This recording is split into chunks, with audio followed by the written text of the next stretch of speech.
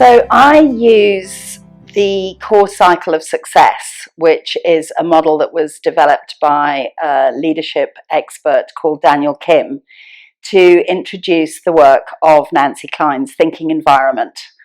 And one of the things that I find interesting about this model is how synergistic it is with Nancy's work, even though, as far as I know, Daniel Kim doesn't know Nancy Kline, and I certainly know from Nancy herself that she didn't know the work of Daniel Kim. But I came across this model, and one of the things that interested me about it and caused me to decide to use it to introduce Nancy Kline's work is because I think what Daniel Kim talks about in the model is something which makes sense to a lot of us, particularly those of us in the world of work. And it, as I've said, dovetails beautifully with Nancy Kline's theory, as we'll get to see as I go through it. So this model, it's called the core cycle of success, and it was developed in response to a question, which is, what is it that leaders need to remain focused on all the time in order to sustain success? And I think this idea of sustaining success is something that all of us are familiar with. We start out with a project, we get it going, we gather momentum, things start to move in the right direction, and then something happens. And often the something that happens was not on the plan. Life happens, and it wasn't on the plan. And it can often derail where it was we were going with the project, and then it can start to feel as if we've got to get started all over again and gather momentum all over again.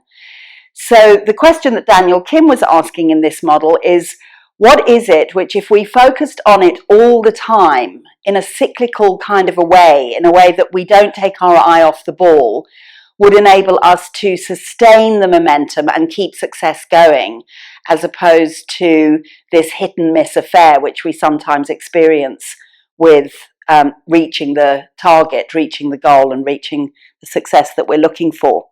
So that was the question he was asking, and as far as I know from the research that I've done on Daniel Kim, he worked with different kinds of leaders from many different types of settings. So not just leaders in business, but community leaders, religious leaders, educational leaders. So he was talking to leaders from a wide range of contexts. And when he asked that question, what is it that you think you need to keep your attention on all of the time in order to sustain success? Not surprisingly, one of the very first things that people started to talk about was results.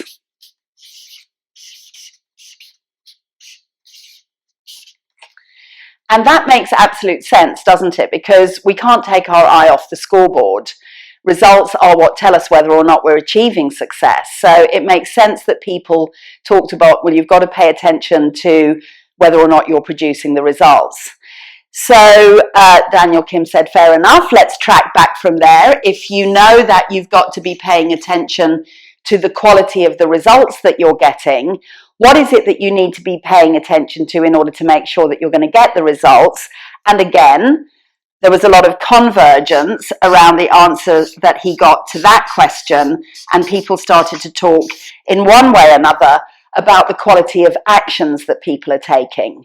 So in other words, as leaders, we need to be paying attention to what we're doing in order to produce the results, but we also need to be paying attention to what are other people doing in order to produce results? Are they doing the right things at the right time and in the right way in order to get the results that we're looking for?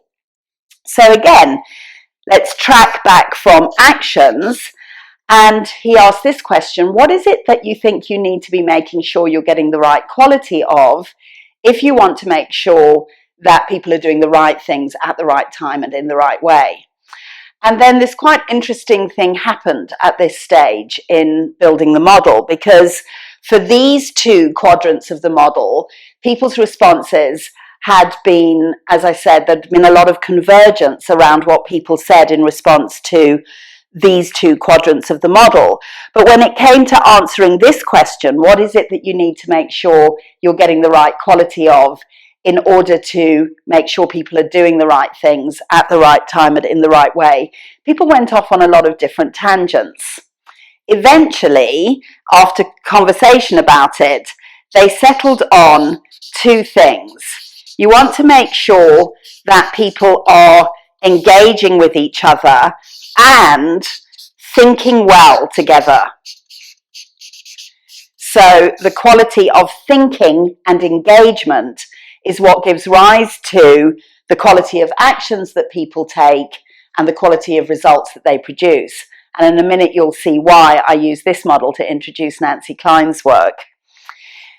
This point in the model also gave rise to quite an interesting conversation, which is that the journey from here to here is often one which causes quite a lot of confusion for people because, and I don't know whether you'll relate to this, quite often we might find ourselves in a meeting, sitting around the table, in a conversation, in a session with our team, and the conversation is about what do we need to do to produce the results. That's generally speaking the conversation people are having in meetings.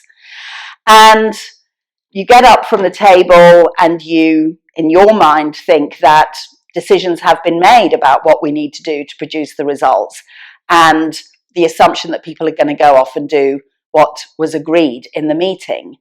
And then something quite different happens to what you were expecting, and people go and do things, and you're kind of left with a sense of, what happened there?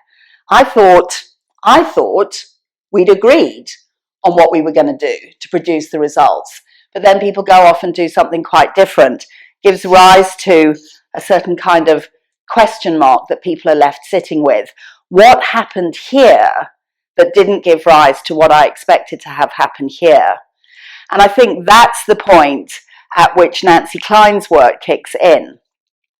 So let's come back to Daniel Kim, though, for a moment. He asked the question, if you want to make sure that people are thinking well together and engaging fully with each other, what do you need to be making sure you've got the right quality of in order to produce that? And again, this gave rise to a wide range of different ideas and thoughts and responses.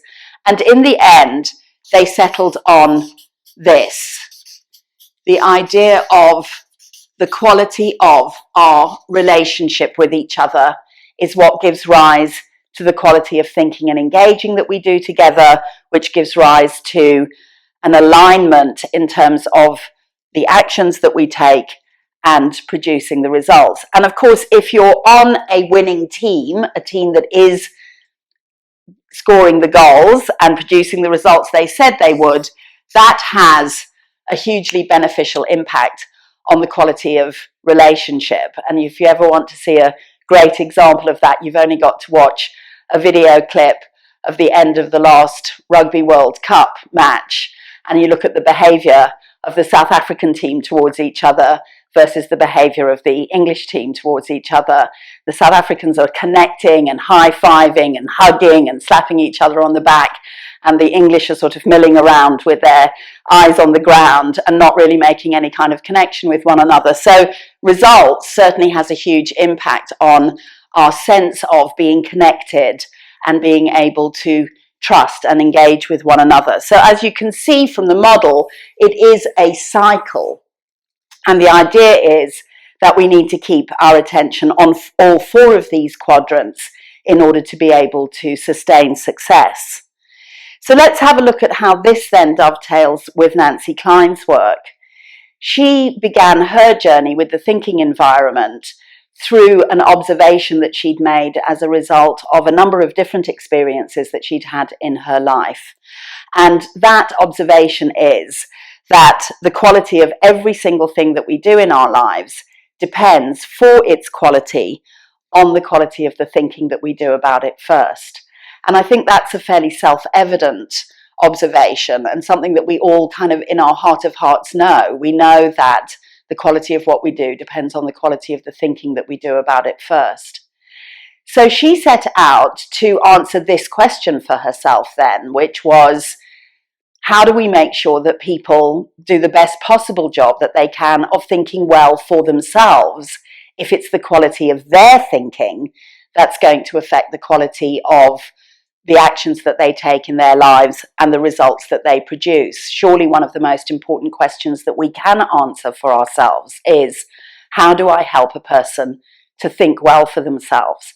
And that's the question that underlies the thinking environment and drives that body of thought and understanding. And what she discovered, very similarly to what Daniel Kim's model building revealed, is that one of the single biggest differentiating factors to whether or not a person can think well for themselves is the experience that they're having of the way in which they're being treated by the people around them. So what in Daniel Kim's model is referred to as the quality of relationship, in the thinking environment, we talk about that as a way of being towards each other, a way of treating each other, which, if we treat each other in this way, enables people to be able to access and generate their finest, most creative, most courageous and rigorous thinking. So when we talk about the quality of relationship in a thinking environment, we're talking about a way of being. And that way of being has become known as the 10 components of a thinking environment.